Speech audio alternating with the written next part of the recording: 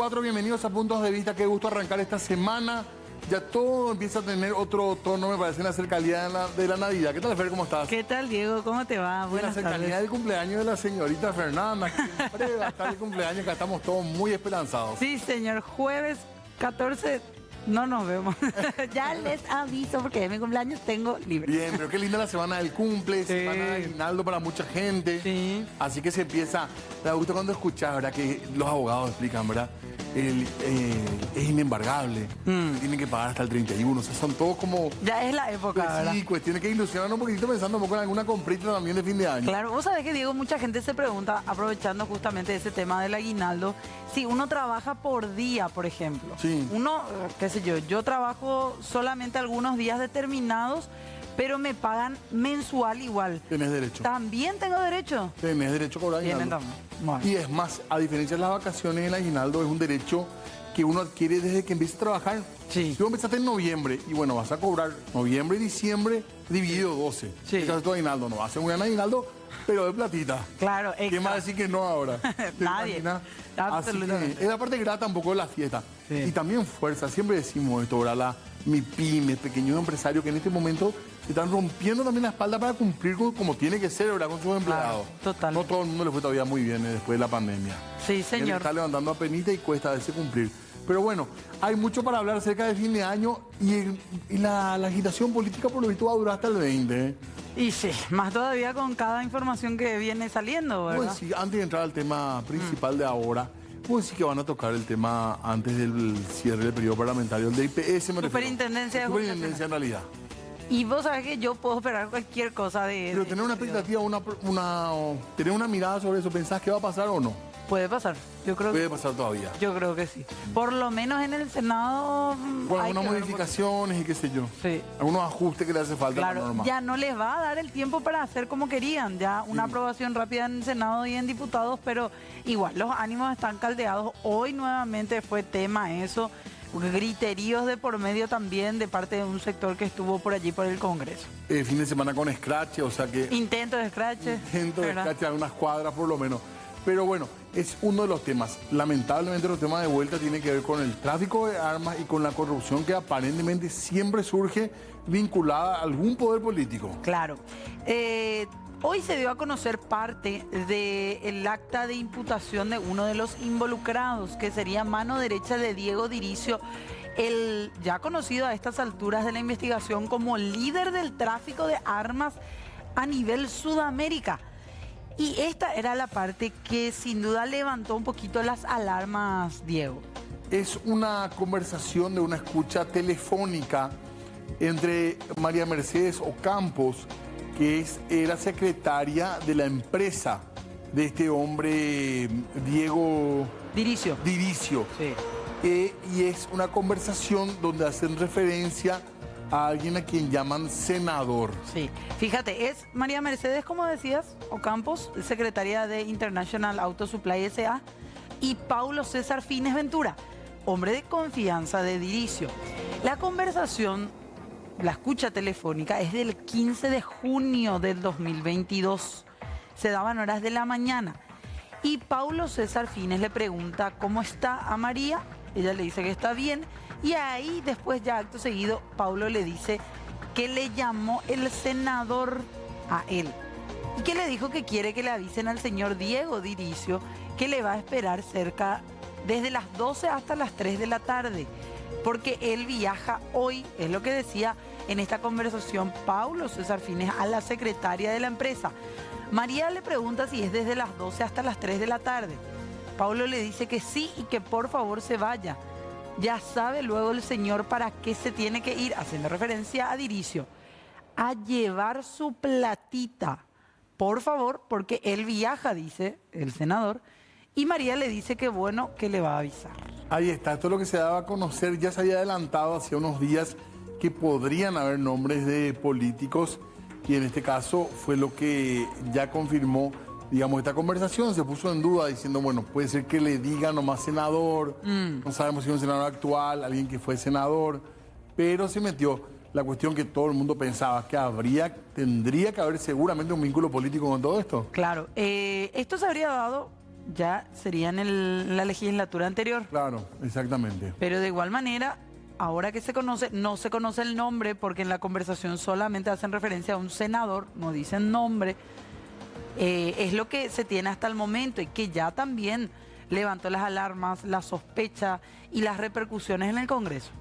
Así mismo, y también hubo ya declaraciones y reacciones en tal sentido. Sí. Pues estuvieron hablando algunos referentes, entre ellos Lilian Samaniego. Escuchamos. Se tiene que dar celeridad a todo lo que representa esta investigación para que la ciudadanía esté en conocimiento y la justicia actúe correspondiente a todo lo que haga a su institución, ¿verdad? Sea quien sea. Ahora lo que se menciona es que supuestamente este dato está en informes del Brasil, pero la Fiscalía Paraguaya, según el vocero, aparentemente desconoce por completo quién podría ser la persona que estaría vinculada a este esquema. Siempre digo que hay que tener en cuenta la experiencia de Colombia, lamentablemente con un compatriota nuestro, Marcelo Pecci, que llegó en corto tiempo a los responsables, hubo condena. Entonces la justicia paraguaya, en este caso en particular la Fiscalía, tiene que dar celeridad a toda la información, la investigación, y vuelvo a decir que los responsables tengan la condena que le corresponda. Bueno, lo que mencionaba Lilian Samaniego, otras voces también, como la del senador Eduardo Nakayama, se pudieron escuchar. Él tiene la sospecha más amplia, Diego. Exactamente. De que no solo sería uno, se mencionan hasta 2 nombres de parlamentarios que tendrían vínculos con este mega esquema que traficaba armas al Brasil. Uno que ya no está y otro que estaría, así aparentemente, según los chismes, ¿verdad? Sí. Todo esto es rumor. Claro, escuchamos lo que decía Nakayama.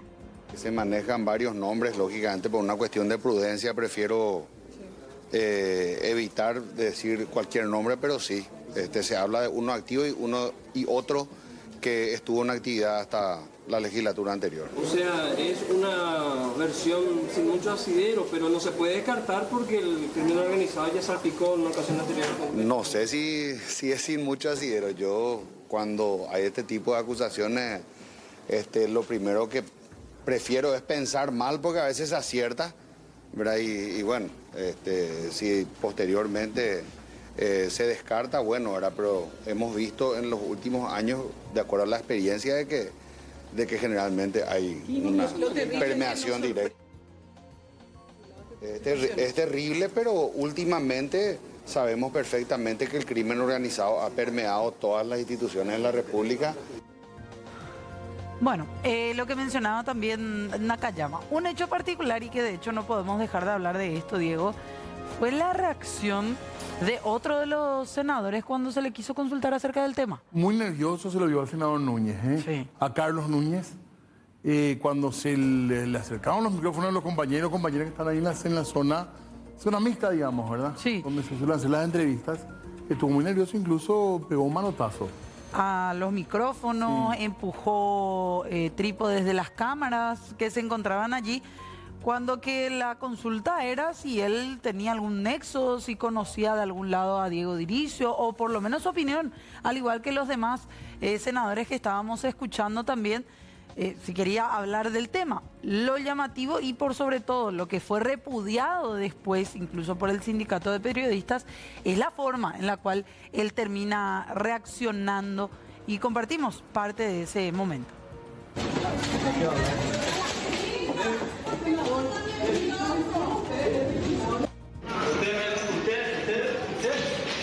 ¿Dio mi nombre?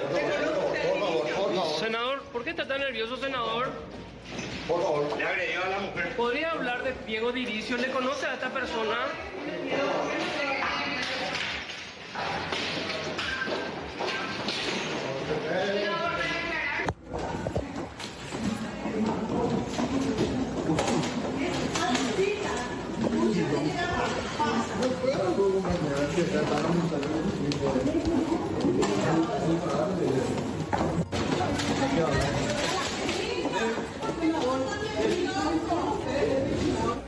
Bueno, Y con los colegas y las colegas agredidas, incluso camarógrafos, ¿verdad? También nuestra solidaridad, no hay por qué pasar por estos momentos, ¿verdad? Realmente.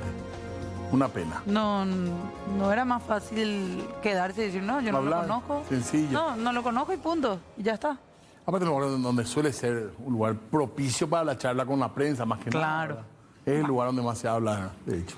Es lo que ocurría durante esta mañana. Reiteramos, se desconoce el nombre del senador que estaría involucrado. Lo cierto y lo concreto es que con esto, parte de la investigación, nuevamente se confirma lo que tiene que ver con el relacionamiento entre estructuras políticas y hechos delictivos, como en este caso, tamaño esquema que se tenía de tráfico internacional de armas como con nuestro país como una ruta principal. El presidente de Brasil dijo que era el mayor esquema que se había descubierto hasta ahora de tráfico de armas, para que dimensionemos un poco de que estamos hablando ni más ni menos de un esquema que daba armas al PCC, al Comando Vermelho, según las investigaciones, ni más ni menos.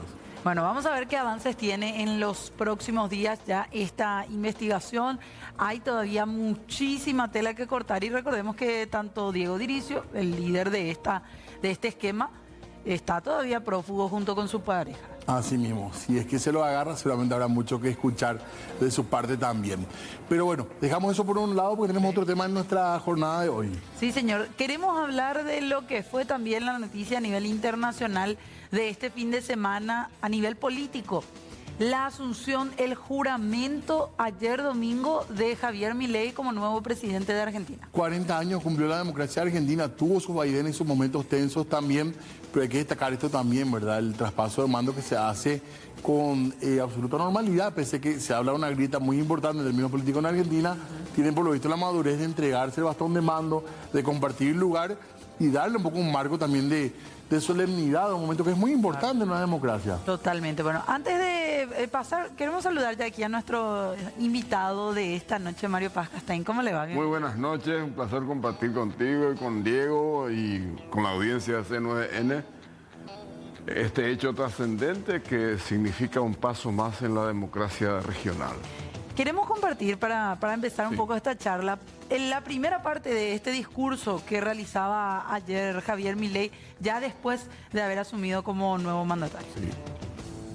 Ningún gobierno ha recibido una herencia peor que la que estamos recibiendo nosotros. Es necesario que haya financiamiento y lamentablemente tengo que decírselos de nuevo, no hay plata. La conclusión es que no hay alternativa al ajuste y no hay alternativa al shock. Naturalmente eso impactará de modo negativo sobre el nivel de actividad, el empleo, los salarios reales, la cantidad de pobres e indigentes. Habrá esta inflación, es cierto, pero no es algo muy distinto a lo que ha pasado en los últimos 12 años. Recordemos que en los últimos 12 años el PBI per cápita ha caído 15% en un contexto donde acumulamos 5.000% de inflación. Por lo tanto, hace más de una década que vivimos en esta inflación.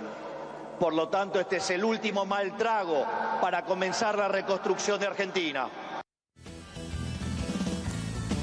Bueno, esta parte de lo que era el discurso de Javier Milei, hablando de una situación de inflación y estancamiento del crecimiento económico también en los próximos meses, al menos en la Argentina. Compartimos también la siguiente placa para ir analizando lo que tiene que ver con lo que dijo Milei. Lo que ya escuchábamos, ningún gobierno ha recibido una herencia peor que la que recibimos nosotros, haciendo referencia no solamente al punto de vista económico, también mencionaba otras cuestiones más relacionadas a educación y otros aspectos. Sí, bueno, pero el énfasis, digamos, agudo y grave del discurso de Milei de ayer es sobre la economía y sobre la seguridad. Sí. Tangencialmente tocó, pero fíjense que es un discurso completamente distinto a lo que acostumbramos a ver cuando hace un relato el mandatario que asume sobre lo que va a hacer en la política interna, en la política externa, en las diversas áreas, educación, salud, seguridad, trabajo, empleo. él se enfatizó y se concentró es que es el drama de la Argentina en este momento. Y es un drama que no es fácil de resolver. Yo tengo que confesar que tenía muy pocas expectativas sobre el Milei que yo conocí hace 2 años. Poco a poco me fui asombrando y sorprendiendo cada vez más de la capacidad y el histrionismo político y de marketing que tiene esta persona, que tiene evidentemente, hay si se quiere, un personaje que irrumpe en el escenario argentino y de la región, y hasta te diría que hasta es un fenómeno global, porque hoy mirando la tapa y las portadas de los diarios de todo el mundo, todos le han dedicado, aunque sea una columna, 2 columnas, y depende. ¿Te parece más moderado, Mario, de lo que fue en campaña? Eso sí, no.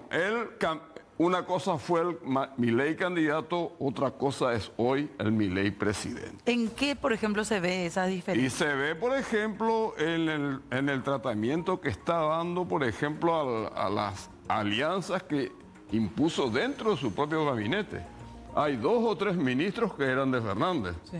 Una de turismo, otra no sé de qué.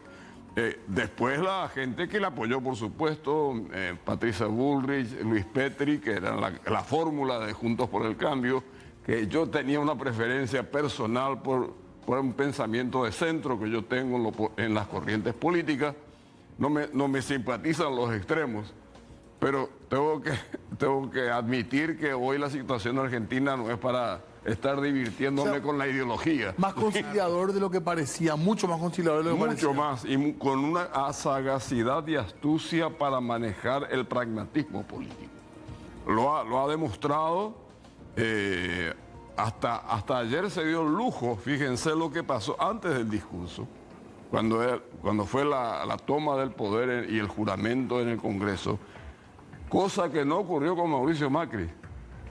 Cristina Kirchner se mandó a mudar y dejó al presidente provisional del Senado, Federico Pinedo, la transición al mando. No estuvo presente, ella se fue al sur, tomó un avión y se fue.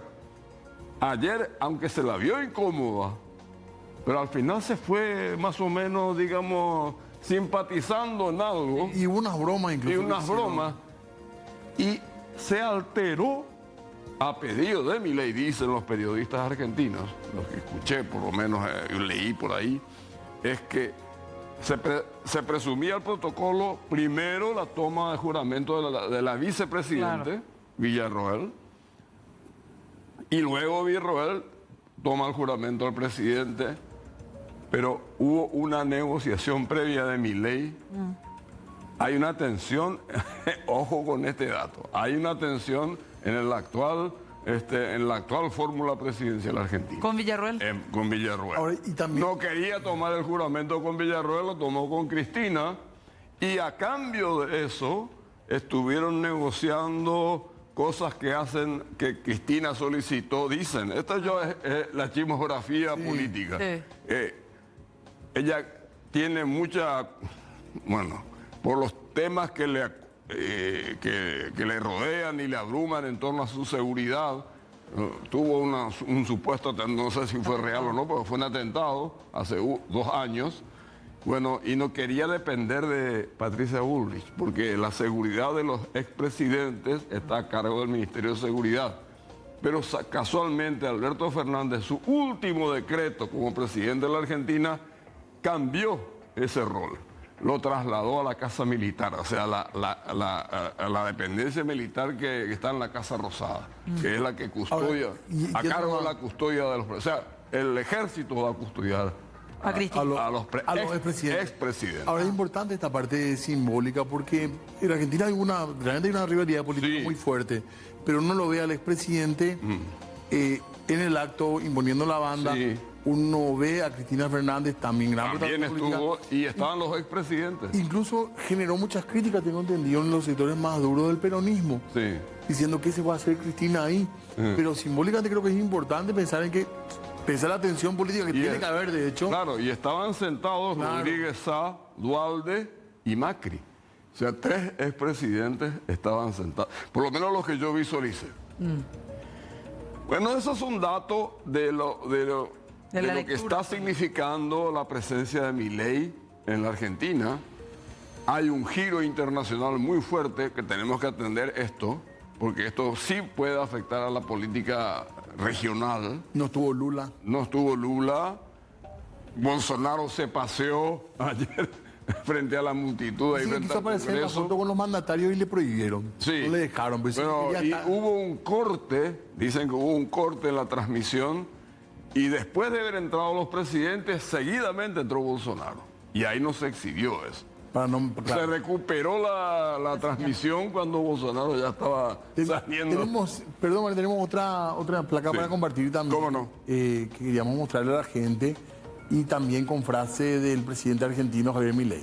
No hay plata, lamentablemente impactará de manera negativa en el empleo, los salarios reales, la cantidad de pobres e indigentes, dijo Javier Milei también en parte de su discurso.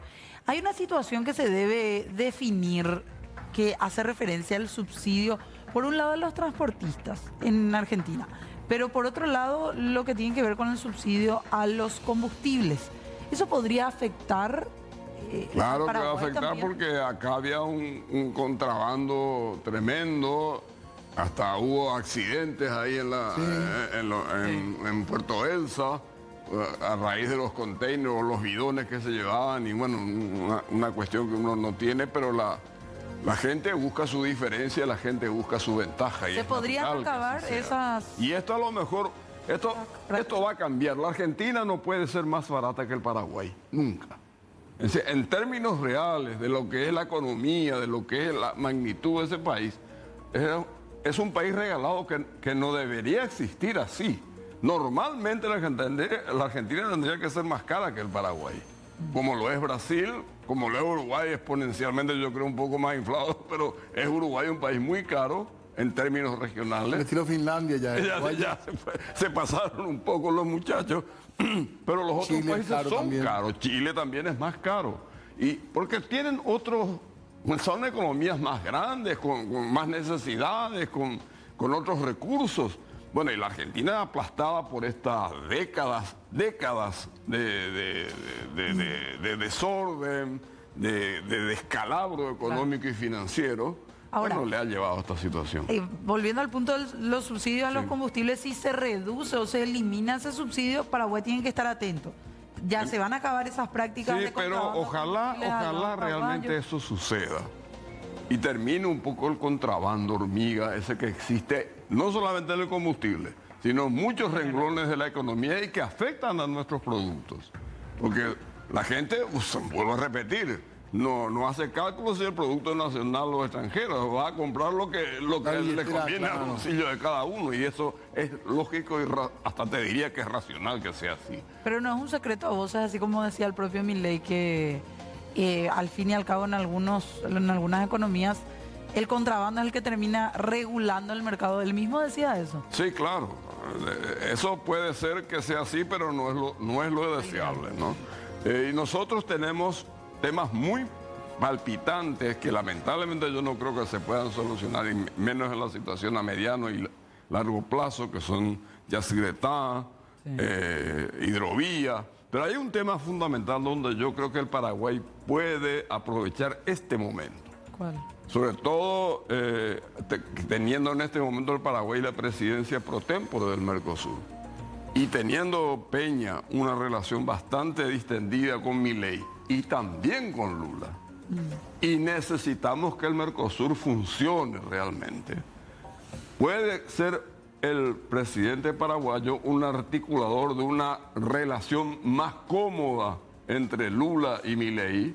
¿Y en qué nos Y puede- eso beneficiar a los impulsos que necesita el Mercosur y que la calle Pou los reclamó muy fuertemente en la última cumbre del Y Mercosur. Paraguay tiene intereses con ambos. O sea, tiene Claro. que- Entonces, el Mercosur y toda la región necesita una modernización de su sistema regional. Mayor, y al asumir Paraguay la presidencia pro tempore, nos anuncia que la próxima cumbre va a ser en nuestro país, ¿verdad? Claro, eso va a sea ser en que- 6 meses.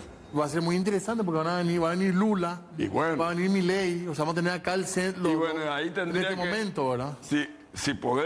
Si ahí la Cancillería tendría que jugar un rol muy importante con el presidente de la República, que está muy, muy interesado en esa campaña de la diplomacia presidencial. Bueno, puede convertirse en un actor importante para restablecer, no digo las diferencias, porque eso son ya situaciones de pensamiento, pero por lo menos mantener el interés recíproco de trabajar juntos, Claro. de trabajar. Porque finalmente, ¿qué es el Mercosur o qué es un bloque regional? El interés y el deseo común de trabajar juntos. Y se puede agilizar. Pero tenemos una placa, y después una pregunta sobre el tema Mercosur también Sí. quería agregar, pero tenemos una placa que nos están viendo los compañeros también ver. ya para exhibir. En los últimos 12 años el PBI per cápita ha caído 15% en un contexto donde acumulamos 5.000% de inflación, decía también. Este dato es Sí, real. este es un dato que toma las décadas. O sea, yo creo que lo potenció a su máximo nivel para estremecer aún más la inquietud de la gente ante lo que se recibe, ante lo que tiene que hacer este presidente, que ese es el gran reto. ¿Cómo lo hará? ¿De qué manera lo hará? Y yo creo una cosa. Milei va a fracasar si piensa en su reelección. Porque hoy es el momento de que un presidente que tome las riendas del poder en la Argentina tiene que pensar y no tiene que tener miedo a fracasar, porque tiene que tomar las decisiones que se deben tomar. Con respecto Y a si eso- vos pensás que tenés que ser reelecto y tenés que agradarle a la gente, empezás a regular las medidas, a gradualizar los efectos, que le pasó a Macri eso. Pero ayer era muy, no sé si decir simpático o no, pero él anunciaba, por ejemplo, tiempos duros, desempleo incluso anunciaba y la gente le aplaudía. La gente aplaudía, era O sea, increíble. Es un momento que tendrá que capitalizar porque le dura poco a los presidentes. No, eso es El una luna romance de miel es muy breve, ¿verdad? corta. Ni siquiera una luna de miel. Ni siquiera- es un romance. Es ¿verdad? un romance. Sí. Hasta puede ser una aventura pasajera.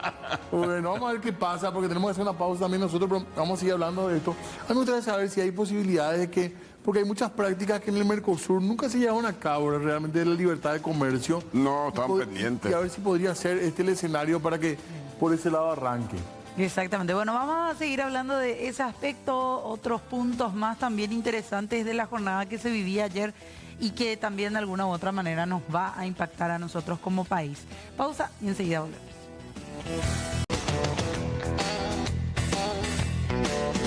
Del reacomodamiento macro que vamos a impulsar, el cual será menos doloroso cuanto mayor sea la caída del riesgo país y cuanto mejor sea nuestra contención desde el Ministerio de Capital Humano, la situación comenzará a mejorar. Esto es, habrá luz al final del camino. Por lo tanto, luego de semejante cuadro de situación, no pueden quedar dudas que la única oposición posible es el ajuste, un ajuste ordenado y que caiga con toda su fuerza sobre el Estado y no sobre el sector privado. Sabemos que de corto plazo la situación empeorará, pero luego veremos los frutos de nuestro esfuerzo, habiendo creado las bases de un crecimiento sólido y sostenible en el tiempo. Bueno, para otro pedacito más que queríamos escuchar, hacía referencia al Estado, cambió un poco los términos. Sí, cambió. Antes era los costos los va a sufrir la política, los costos los va a sufrir la casta. Y ayer fue mucho más amplio. Es que se juntó con mucho de la casta, ¿verdad? Él se juntó con mucho de lo que él llamaba Es que casta. se tiene que castizar, Sí. porque no tiene otra manera de gobernar. Ahora, esas fórmulas, hay gente que dice que esas fórmulas de ajuste ya le fueron mal también a la Argentina con eso. Hay ese riesgo de que se repitan errores a lo mejor de que siguieron Y todas estas cosas dependen de los tiempos, de las personas que toman las decisiones, de las circunstancias. Hoy no le queda otra cosa que hacer esto. Por eso te decía antes, en los bloques anteriores, si él está pensando en su reelección, va a tener miedo de tomar las medidas. Y hoy no le puede temblar el pulso a quien gobierne en la Argentina. Lo iba a hacer Massa también, Cuidado. Massa está tratando de estirar el barrilete del marketing hasta el 10 de diciembre. Pero si ganaba iba a tener que hacer esto porque le explota la hiperinflación. Le va a explotar. Y eso significa no 150, 140, significa 200 a 300% de inflación anual. Es decir, para usted, esta terapia de shock, ¿cómo le llama? Es la única salida. Es la única salida. Es la que debió haber hecho Macri y no lo hizo. Por eso le fue mal. Y además también porque no fue tan claro como fue ayer. Por eso el mismo Macri creo que le aconsejó a Milei hacer este discurso. Porque él fracasó en eso. Él trató de suavizar, trató de no asustar a la gente. ¿Qué tan importante es Macri en este momento en la Argentina?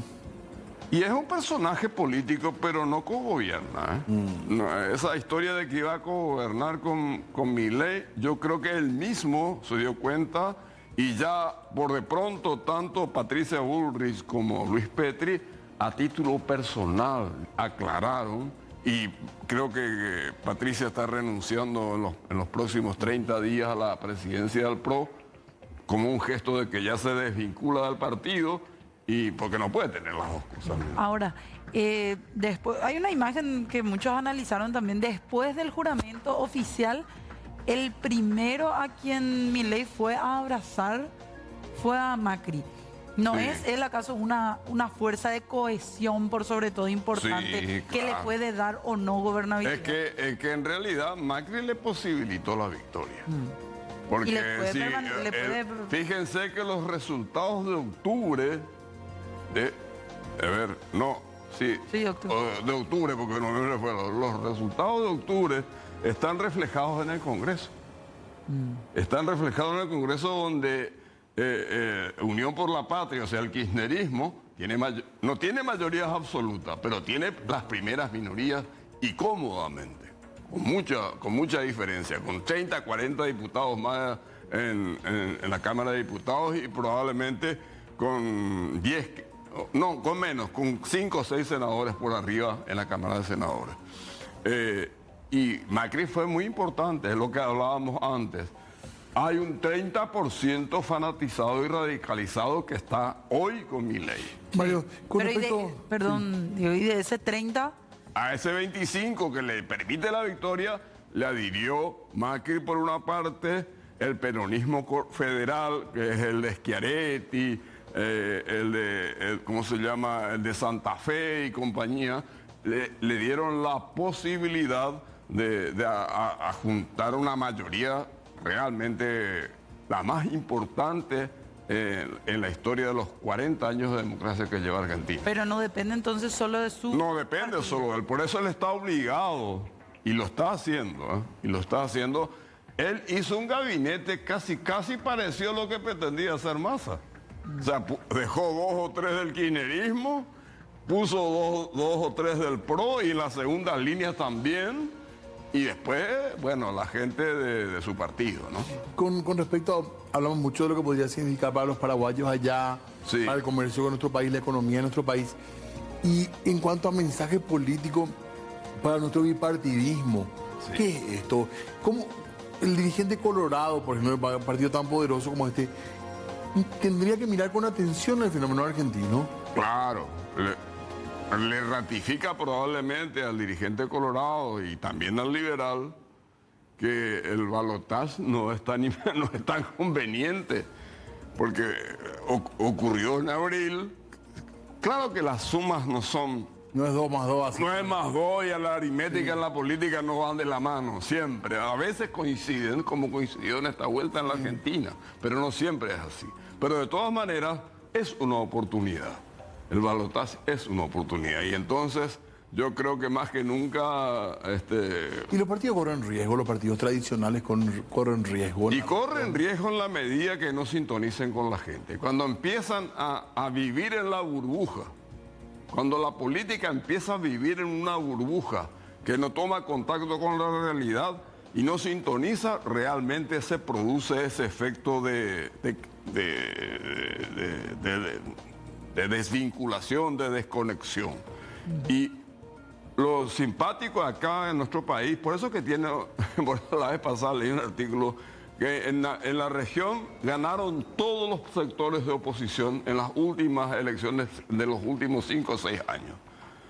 Menos en el Paraguay, porque Paraguay tiene una historia peculiar, una política peculiar, una cultura peculiar, una matriz cultural diferente, y además tenemos una oposición que no ha sido lo suficientemente inteligente, y yo soy un actor político de la oposición y estoy convencido de que hemos fracasado.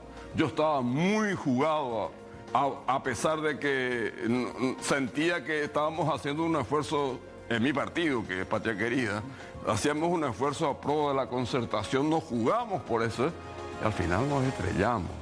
Nos estrellamos y nos estrellamos mal. Una gran, sí, muy grande. Gran Y a nosotros nos costó mucho porque a mucha gente de nuestro partido no querían esa decisión política nuestra. Pero en fin, son las jugadas que uno tiene que hacer. Pero ¿cuál es la peculiaridad más importante de nuestra política? Es que el Partido Colorado resulta ser oposición y oficialismo al mismo tiempo. Es la alternancia. Es la alternancia que sucede en nuestra política, se da con el partido que está hoy en el gobierno. Claro, porque se pasan atacando entre unos y otros, pero finalmente es el mismo partido el que está gobernando. Claro. Pero es un poco, digamos, una especie de pensamiento así medio para la psicología, pero es la realidad de nuestra política. Veremos qué pasa entonces en los próximos días también con Milei y seguiremos hablando, Mario. Gracias por venir. Sí, por favor, un placer compartir con ustedes como siempre y con la audiencia C9N también. Muchas gracias. Bueno, hacemos breve pausa, ya venimos.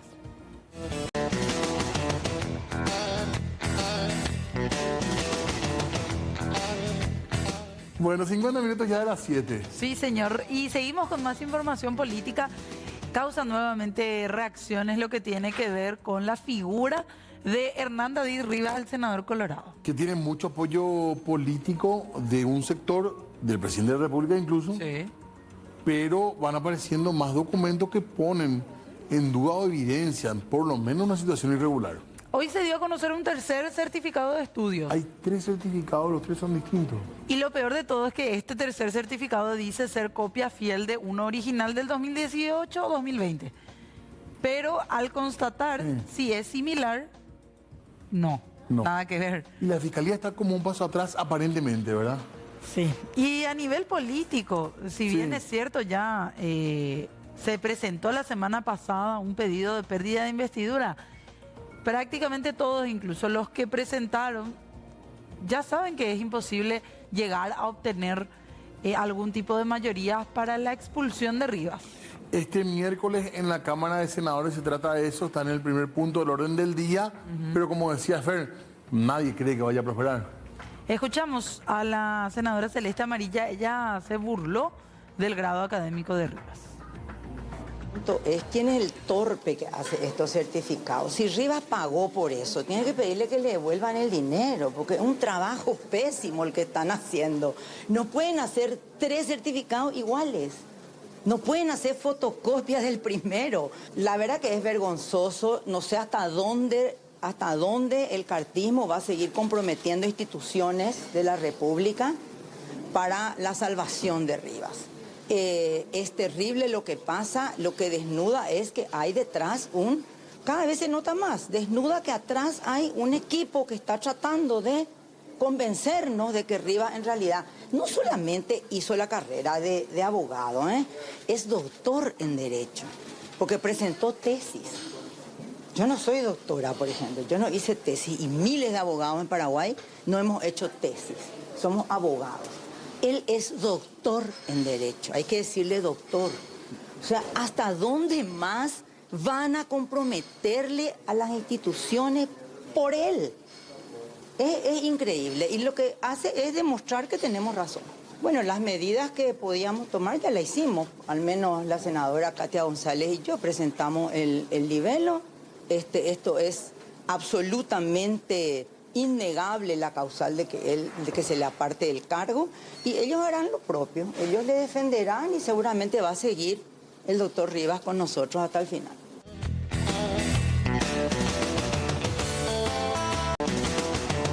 Seguimos con más información. Imputaron a un diputado y ahora están pidiendo su desafuero. La Fiscalía imputó al diputado colorado Esteban Samaniego por administración en provecho propio y asociación criminal durante el tiempo en que fue intendente de Quito durante los años 2011 al 2017. Están involucradas por lo menos otras 22 personas. La fiscal del caso pidió prisión preventiva para los imputados y además se solicitó en el caso de Samaniego su desafuero para que sea sometido al proceso. Y hablamos ahora del Partido Liberal, donde el directorio pidió la expulsión de 5 de sus senadores que apoyaron el juramento de Alicia Pucheta. El directorio del PLRA pidió la expulsión de 5 senadores que dieron quórum al acto de juramento de Alicia Pucheta como miembro del Consejo de la Magistratura. En forma unánime, el directorio del PLRA decidió denunciar y pedir la expulsión de los senadores liberales Dionisio Amarilla, Hermelinda Alvarenga, Edgar López, Noelia Cabrera y José Pacova Ledesma por la actitud que asumieron en la sesión extraordinaria del 22 de noviembre pasado. Bueno, ya llega en segunditos el impulso. Y nosotros nos vamos, pero solamente hasta mañana. Sí, chau, chau. Chau.